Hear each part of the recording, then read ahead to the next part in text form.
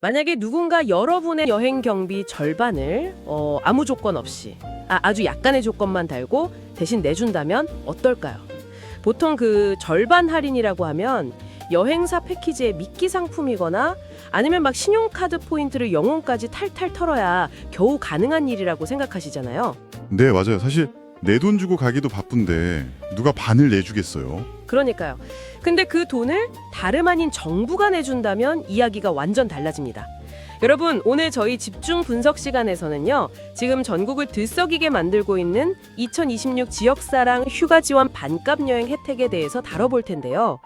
한 장의 인포그래픽으로 아주 깔끔하게 정리를 해봤는데 단순히 여행 싸게 가는 법을 나열한 게 아니라 국가 예산이 어떻게 우리 휴가 계획을 완전히 뒤바꿀 수 있는지 보여주는 되게 흥미로운 자료입니다. 그래서 오늘 저희의 미션은 명확합니다. 이 슬라이드의 순서에 딱 맞게 마치 오디오 가이드를 만든다는 느낌으로 흐름을 쫙 따라가 볼 겁니다. 단 1원도 놓치지 않고 정부 지원금을 챙기는 방법부터 도대체 왜 이런 파격적인 혜택이 탄생했는지 그 숨은 의도까지 완벽하게 파악해 볼 텐데요. 자, 이 부분을 한번 본격적으로 파헤쳐 볼까요? 좋습니다. 가장 먼저 짚어봐야 할 건 역시 이 정책이 탄생한 이유겠죠. 제가 만든 슬라이드의 첫 번째 파트도 나라에서 내 여행비를 절반이나 내주는 이유, 이렇게 질문으로 시작하거든요. 보통 정부 예산이라고 하면 좀 되게 보수적으로 쓰이기 마련인데 왜 굳이 개인의 여가 생활에 이렇게 큰 돈을 투입하는 걸까? 이걸 생각해봐야 합니다. 저도 이 부분 보면서 정부가 갑자기 산타클로스라도 된 건가 싶었어요. 아무리 내수 진작이 중요하다고 해도 개인이 놀러가는 여행비의 50%를 국가가 내준다? 이거는 약간 휴가에 탈을 쓴 지역경제 심폐소생술 아닌가? 이런 생각이 들더라고요. 그냥 재난지원금처럼 돈을 나눠주는 방식도 있는데 굳이 여행이라는 방식을 택한 이유가 도대체 뭘까요? 여기서 정말 흥미로운 점은 여행이라는 행위가 가진 그 연쇄적인 소비 창출 능력이에요. 슬라이드에 제가 그려놓은 선순환 구조 사이클을 유심히 보실 필요가 있는데요. 여행비 지원이 펌프의 마중물 역할을 해서 특정 지역의 방문객을 늘립니다. 네, 일단 사람이 가야 하니까요. 그렇죠. 그럼 방문객이 오면 당장 잠을 날 공이 필요하고 하루 세 끼 밥을 먹어야 하고 또 중간중간 커피도 마실 거 아니에요. 돌아갈 땐 특산물도 막 양손 무겁게 사가고요. 맞아요. 이 모든 과정이 즉각적인 지역 소비 촉진으로 이어지는 겁니다. 아, 꼬리에 꼬리를 무는 소비군요. 이게 그냥 동네마트에서 장을 한번 보는 것과는 스케일이나 그 파급력이 완전 다르네요. 정확합니다. 그리고 이 모든 과정의 궁극적인 타겟은 슬라이드 그래프에 명시된 인구 감소 지역이에요. 지금 지방 소멸이 얼마나 심각한 문제인지 다들 아시잖아요. 거리에 젊은 사람은 없고 빈집은 늘어나고. 뉴스 보면 진짜 심각하더라고요. 학교 다 문 닫고. 네. 근데 당장 그 지역으로 이사를 가서 살라고 하면 누가 가겠어요? 일자리나 인프라 문제가 하루아침에 해결되는 게 아니니까요. 그래서 정부는 정주 인구, 그러니까 아예 주소지를 옮겨서 사는 사람을 늘리는 과거 방식에서 벗어나서 생활 인구를 늘리는 전략으로 방향을 튼 겁니다. 생활 인구요? 이 개념이 좀 낯선 분들도 계실 텐데 쉽게 말해서 그 동네에 살지는 않지만 자주 놀러 가고 머무는 사람들을 뜻하는 건가요? 네, 맞아요. 한 달에 한 번이든 일주일에 한 번이든 그 지역에 방문해서 체류하고 돈을 쓰는 모든 사람을 포함하는 거죠. 이번 반값 여행 정책은 이 생활 인구를 일시적으로 폭발시켜서 벼랑 끝에 몰린 지역 소상공인들의 매출을 극대화하겠다는 아주 정교하게 계산된 경제정책인 셈입니다. 와, 듣고 보니 진짜 뼈 때리는 정책이네요. 내 지갑을 열게 만들어서 자연스럽게 지방 소멸을 막는 전사가 되게 하는 거군요. 정부의 큰 그림이 완벽하게 이해가 갑니다. 그럼 좋은 의도는 알겠고 이제 청취자 여러분이 가장 궁금해하실 현실적인 이야기로 넘어가 보죠. 도대체 얼마를 어디로 가야 받을 수 있는가?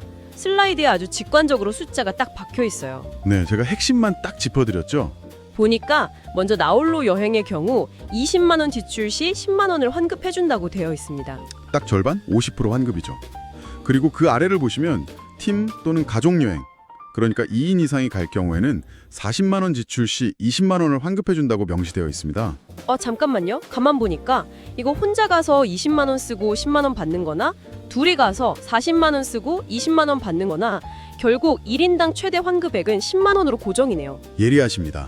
얼핏 보면 막 팀으로 가면 20만 원을 주니까 혜택이 훨씬 커 보였는데 넷이서 뭉쳐서 80만 원 쓴다고 40만 원 돌려주는 그런 구조가 아니군요. 인원수가 늘어난다고 1인당 혜택 비율이 더 커지는 건 아니네요. 네, 숫자의 이면을 정확히 보셨어요. 1인당 혜택의 상한선을 10만 원으로 명확히 그어둔 겁니다. 아무리 예산을 투입한다고 해도 무한정 지원할 수는 없으니까요. 그리고 여기서 놓치면 안 되는 아주 중요한 디테일이 하나 더 있습니다. 뭔데요? 이 환급금이 여러분 통장에 현금으로 딱 꽂히는 게 아닙니다. 슬라이드 하단에 작은 글씨를 보시면 이 지원금은 해당 지역에서만 쓸 수 있는 지역 상품권이나 포인트 형태로 지급될 가능성이 높아요. 아, 지원금이 밖으로 새어나가지 않게 아예 그 지역 안에 가두리를 쳐버리는 거군요. 돈을 빼서 내가 사는 동네 마트에서 쓰거나 저축하지 못하게 딱 막아놨네요. 아까 말씀하신 지역 소비 촉진의 선순환에 완전히 쐐기를 박는 장치네요. 그렇습니다. 환급받은 10만 원으로 여행 마지막 날 그 동네 유명한 한우를 구워 먹던, 특산물을 한가득 사서 돌아가던, 결국 그 돈의 최종 목적지는 인구 감소 지역 소상공인의 주머니가 되는 겁니다. 기가 막히게 설계했네요, 진짜. 그렇다면 이 돈을 쓰러 어디로 가야 하느냐? 이 슬라이드 지도를 보면요. 2020년 상반기 기준 반값 여행 성지 16곳이 찍혀 있습니다. 강원, 충청, 호남, 영남 권역에 되게 골고루 분포되어 있는데 우리가 흔히 아는 부산 해운대나 제주도 같은 데는 쏙 빠져 있어요. 네, 그것이 이 정책의 핵심 타겟을 명확히 보여주는 대목이죠. 이미 인프라가 잘 갖춰져 있고 가만히 있어도 관광객이 몰리는 곳이 아니라 정말로 사람 발길이 간절한 인구 감소 지역 16곳을 전략적으로 선정한 겁니다. 지역 간 혜택이 편중되지 않게 배려한 흔적도 뚜렷하고요. 아, 특히 눈에 띄는 게 이 16곳이 모두 봄꽃 축제랑 연계되어 있다는 점이에요. 강릉 경포 벚꽃 축제, 진해 군항제, 전남 광양 매화 축제, 전북 고창 청보리밭, 경남 하동 벚꽃까지. 사실 이런 곳들은 축제 기간에 꽃만 훌쩍 보고 당일치기로 돌아오는 경우가 되게 많잖아요. 그렇죠. 차 막히기 전에 빨리 올라와야 하니까. 근데 숙박비랑 식비 절반을 대주겠다고 하니 이거는 하루 무조건 자고 오라는 무언의 압박 같기도 합니다. 맞아요. 봄이라는 계절적 특수성을 극대화한 전략이에요. 사람들이 원래 밖으로 나가고 싶어 하는 시기에 아주 매력적인 축제를 미끼로 던져서 여행객의 발길을 머물게 하는 강력한 유인책이죠. 당일치기 관광객을 1박 2일 체류객으로 전환시키는 게 지역 경제에 미치는 영향은 진짜 어마어마하거든요. 알겠습니다. 목적지도 확실해졌고 혜택도 달콤해요. 하지만 이 정부 지원금이라는 게 가만히 방구석에 있는다고 통장에 꽂히는 건 아니잖아요. 이제 어떻게 해야 내 지역 상품권 앱으로 환급금이 들어오는가? 이 구체적인 액션 플랜을 숙지해야 합니다. 슬라이드 세 번째 파트를 보면 이게 약간 게임 퀘스트 같아요. 환급금 100% 보장 3단계 필수 퀘스트라고 아주 재밌게 적어주셨네요. 네, 이 퀘스트를 순서대로 깨지 않으면 10만 원은 그냥 공중 분해되는 겁니다. 과정이 조금 번거로워 보일 수도 있는데 10만 원 버는 일이라고 생각하면 되게 쏠쏠한 퀘스트죠. 맞아요. 시급으로 따지면 얼만데요. 첫 번째, 1단계는 사전 신청입니다.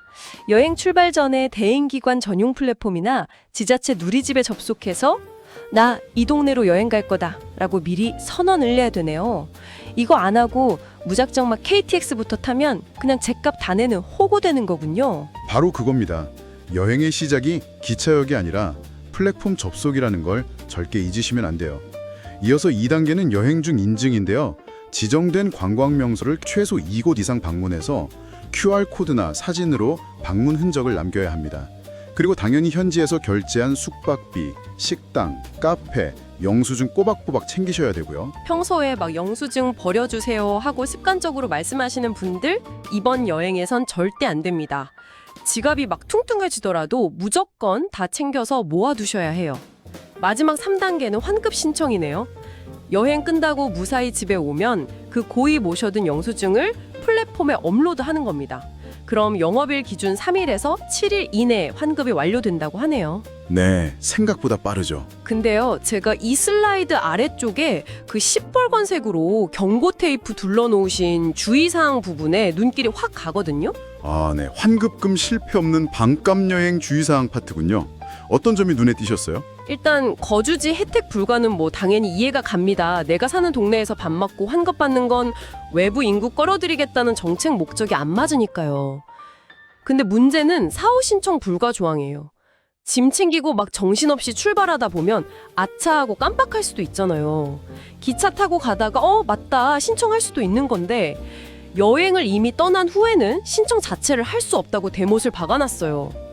이건 좀 너무 깐깐한 거 아닌가요? 소비자 입장에서는 충분히 그렇게 느끼실 수 있습니다. 좀 융통성이 없어 보이죠? 하지만 정책 설계자 입장에서 보면 이 조항이야말로 이 정책의 정수, 즉 너치 효과를 완성하는 핵심 열쇠입니다. 너찌 효과요. 사람들의 선택을 부드럽게 유도한다는 그 심리학 용어 말씀하시는 거죠? 네, 맞습니다. 이거를 식당 할인 쿠폰에 한번 비유해 볼게요. 만약에 여러분이 스테이크를 되게 맛있게 다 먹고 계산까지 마쳤어요. 근데 직원이 그제야 50% 할인 쿠폰이 있으신가요? 지금 주시면 깎아드릴게요 라고 한다면 어떨까요? 손님이야 기분 좋겠지만 식당 입장에서는 원래 제값 내고 먹었을 사람한테 굳이 안 써도 될 돈을 낭비한 셈이 되잖아요. 정확합니다. 반대로 여러분이 식당 거리를 막 걷고 있는데 직원이 다가와서 우리 식당 오시면 50% 할인해 드릴게요 라면서 쿠폰을 먼저 딱 쥐어준다고 생각해 보세요. 원래는 옆집 파스타 가게 가려던 사람도 발길을 돌려서 스테이크 하우스로 들어가게 될 겁니다. 아하, 완전 이해가 쏙쏙 되네요. 만약에 사후 신청을 허용해버리면 원래 그 지역에 갈 계획이었던 사람들만 여행 다녀온 뒤에 이런 게 있었네? 꿀이네? 하면서 돈을 받아가는 부작용이 생기겠군요. 정부의 진짜 목표는 지원금 없어도 알아서 갈 사람한테 보너스 주는 게 아니었죠. 맞습니다. 정부가 노리는 건 안 갈 사람을 가게 만들거나 다른 유명 관광지로 갈 사람의 행선지를 인구 감소 지역으로 바꾸게 만드는 거예요. 행선지를 결정하기 전에 혜택을 인지하고 그 혜택 때문에 의사결정을 바꾸도록 유도하는 거죠. 아, 출발 전 결심의 단계에 개입을 해야만 하는 거군요. 근데 그러려면 반드시 여행 출발 전이어야 하니까 사전 신청을 강제하는 데는 이런 아주 치밀한 행동경제학적 계산이 깔려 있는 겁니다. 와, 정책 하나에 사람 심리가 이렇게 깊게 얽혀 있다니 진짜 놀랍습니다.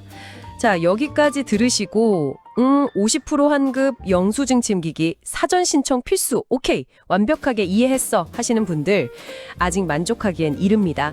오늘 심층 탐구의 진짜 하이라이트, 이 혜택을 문자 그대로 극한의 가성비로 만들어줄 치트키가 슬라이드 마지막 장에 숨어 있거든요. 네, 이른바 중복 할인 콤보 파트죠. 저는 개인적으로 이 자료 조사하면서 정부가 지역 살리기에 진짜 독하게 마음을 먹었구나 싶었어요. 슬라이드에 적힌 콤보 내용을 보면 진짜 입이 떡 벌어집니다. 우리가 지금까지 내내 이야기한 치트키 1번, 반값 여행, 환급으로 지출의 50%를 돌려받는 거에 더해서 치트키 2번이 무려 KTX 운임 100% 환급입니다. 여러분, 인구 감소 지역 40여 곳을 방문 인증하기만 하면 기차표 값이 전액 100% 할인이 된다고 해요. 여기서 끝이 아니라는 게 더 소름 돋죠. 치트키 3번, 숙박 세일 페스타가 대기하고 있습니다. 7만 원 이상 숙박을 예약하면 기본 3만 원이 할인되는데 일부 지역 같은 경우는 최대 7만 원까지 할인이 팍 들어갑니다. 이 모든 혜택이 2026 여행 가는 봄 캠페인이라는 큰 우선 아래서 전부 중복 적용이 가능하다는 게 이 슬라이드의 진짜 핵심이에요.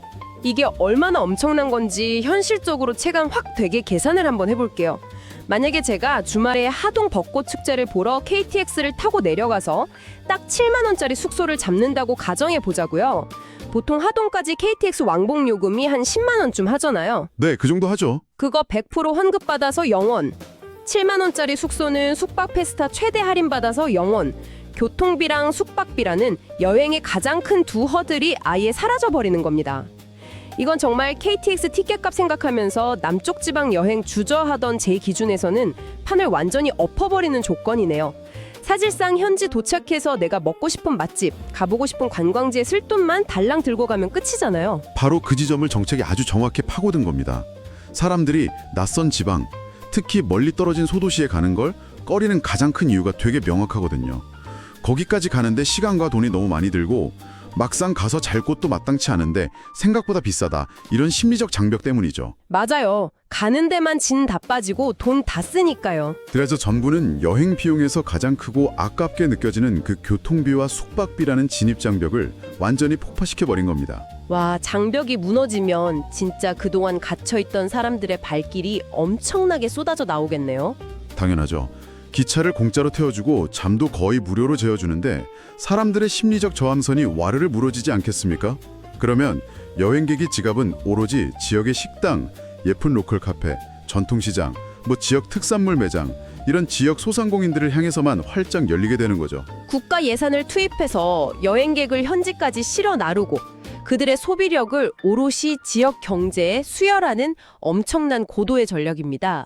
비싼 톨게이트비 내고 주유소에 기름값 쏟아붓는 대신에 그 돈 아껴서 현지 식당에서 질 좋은 한우나 사 먹어라.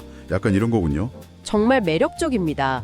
근데 여러분, 세상에 공짜 점심은 없고요. 이렇게 엄청난 혜택에는 항상 숨막히는 조건이 하나 따라붙죠. 슬라이드 맨 밑바닥에 진짜 궁서체 느낌으로 아주 단호하고 무섭게 적어 놓으셨더라고요. 예산 소진 전 짐부터 싸자. 반값 여행은 선착순으로 예산 소진 시 조기 마감됩니다. 네, 잔인하지만 아주 현실적인 경고입니다. 국가 예산은 마르지 않는 샘물이 아니잖아요. 아무리 여러분이 사전 신청을 철저히 하고 영수증을 막 1원 단위까지 꼼꼼히 모았다고 해도 전체 정책에 헐당된 그 예산 덩어리가 바닥나는 순간 그 퀘스트 보상은 신규류처럼 증발해버립니다. 혜택이 파격적인 만큼 이거 눈치 싸움이랑 신청 속도전이 장난 아닐 거예요. 는 내년에 따뜻한 봄바람 불고 벚꽃 필 때쯤 느긋하게 어디 한번 알아볼까 하시면 이미 늦는다는 겁니다. 2026년 새해 달력 넘기자마자 아니 그냥 연말부터 지자체 플랫폼 즐겨찾기 딱 해두고 대기하셔야 돼요. 슬라이드에도 보면 나중에 볼 수 있게 저장하기, 같이 여행 갈 사람에게 공유하기 버튼을 아주 직관적으로 박아두셨잖아요. 네, 다 이유가 있죠. 혼자만 몰래 알려고 하지 마시고 같이 이 혜택 누릴 파티원들을 지금부터 미리미리 모아두란 뜻입니다. 오늘 우리가 쭉 흐름을 따라가 보니 슬라이드 자료는요, 그냥 단순한 정부 할인 안내문을 훌쩍 넘어서는 가치가 있어요. 정책 설계자가 대중의 심리를 어떻게 읽어내고 또 예산을 지렛대 삼아서 우리의 소비 패턴을 어떤 방향으로 유도하는지 보여주는 행동 경제학과 공공정책이 결합된 아주 완벽한 교과서적인 사례라고 할 수 있습니다. 자, 오늘 저희는 16 지역사랑 휴가 지원 반값 여행 가이드 슬라이드를 통해서 인구 감소 지역을 살리기 위한 정부의 치밀한 환급 정책을 샅샅이 파헤쳐봤습니다. 여러분이 기억하셔야 할 핵심은 딱 3가지예요. 첫째, 여행 출발 전 사전 신청과 현지 영수증 챙기기라는 3단계 퀘스트를 절대 잊지 말 것. 둘째, 내가 사는 동네를 벗어나 지정된 인구 감소 지역으로 떠날 것. 셋째, KTX 100% 환급과 숙박 페스타 중복 할인을 끝판왕 수준으로 결합해서 예산 소진되기 전에 무조건 선착순으로 탑승할 것. 와, 아주 깔끔하고 명쾌한 요약입니다. 이 3가지 규칙만 딱 지키고 혜택을 전략적으로 활용하신다면 누구나 정말 믿기 힘든 수준의 가성비로 내년 봄꽃 축제를 만끽하실 수 있을 겁니다. 근데 말이죠, 전문가님. 오늘 이 엄청난 혜택이랑 그 속에 숨겨진 정책 의도들을 쭉 분석하다 보니까 마지막으로 제 머릿속에 되게 의미심장한 질문이 하나 떠오르더라고요. 어떤 질문일지 되게 궁금해지는데요. 지방 소멸을 막기 위해서 정부가 우리의 교통비, 숙박비는 물론이고 현지 여행 경비 절반까지 대주는 시대가 왔잖아요. 우리는 지금 당장 와, 공짜다, 대박이다, 무조건 가야지 하고 열광하고 있지만 한 발짝만 딱 떨어져서 생각해보면요. 미래의 우리는 단순히 산이 좋고 물이 좋아서 혹은 내 마음이 진짜 순수하게 끌려서 여행지를 고르는 게 아닐 수도 있겠다는 생각이 듭니다. 철저하게 정부의 인구 통계 데이터랑 예산 배정 알고리즘이 가리키는 곳으로 우리의 소중한 휴가지를 결정하게 되는 건 아닐까요? 와, 아주 날카롭고 철학적인 통찰이네요. 결국 지갑을 열고 짐을 싸는 주체는 우리 자신이지만 우리가 지갑을 열 장소와 그 시기를 세팅해주는 건 거대한 정책에 보이지 않는 손길이라는 거죠. 우리가 누리는 이 달콤한 여행의 자유라는 게 온전한 나의 자유의지인지 아니면 아주 정교하게 설계된 정책 알고리즘의 결과물인지 한 번쯤 곱씹어 볼 만한 흥미로운 주제 같습니다. 맞습니다. 만약 누군가 여러분의 다음 여행 경비 절반을 흔쾌히 내준다면 그건 단순한 꽁돈이 아니라 여러분을 특정 목적지로 이끄는 아주 친절하고도 치밀한 초대장일지도 모릅니다. 여러분의 다음 행선지, 과연 여러분 스스로가 고른 걸까요? 아니면 정책에 골라준 걸까요? 그곳이 어디가 되든 기왕 떠나는 거 오늘 집중 분석 시간에 알려드린 혜택만큼은 야무지게 다 챙겨서 다녀오시길 바랍니다. 오늘 심층탐구 시간은 여기서 마무리하겠습니다.